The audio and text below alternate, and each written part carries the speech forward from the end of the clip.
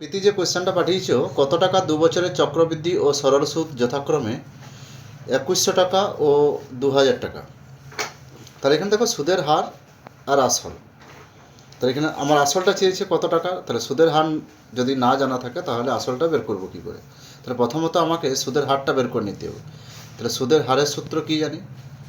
সুদের হারের সূত্র আর সমান two into CI minus SI, মানে দুটো সূত্র কাজে লাগছে এখানে, ডিভাইড বাই এসআই ইন্টু 100। তাহলে এখান থেকে আমরা সুদের হারটা আগে বের করে নিই। সুদের হারটা বার করলে দেখো সিআই আছে 2100 আর এসআই আছে 2000, ডিভাইড বাই এখানে আসছে 2000 ইন্টু 100।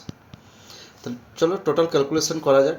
2 ইন্টু 100 ডিভাইড বাই আসছে তোমার 2000, মানে 10% আসবে আর কি। এখানে ক্যালকুলেশনটা দেখো 1 2 3 1 2 3 আর 2 2 কেটে গেল।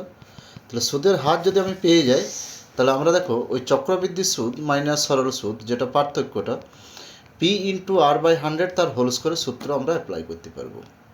তাছাড়া কিন্তু আমরা পারবো না এখান থেকে। তাহলে দেখো 2100 আর 2000 পার্থক্য কত? 100। আসলটা বার করছি, সুদের হার কত আছে? 10/100।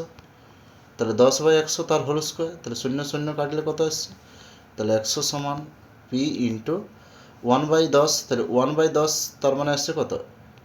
1/10 মানে নিচে 100, তাহলে পি সমান আসছে কোনাকুনি গুণ 10,000, একের গায়ে 4টা শূন্য, অ্যান্সার হয়ে গেল। এইভাবে তোমাকে এই অঙ্কটা সলভ করতে হবে।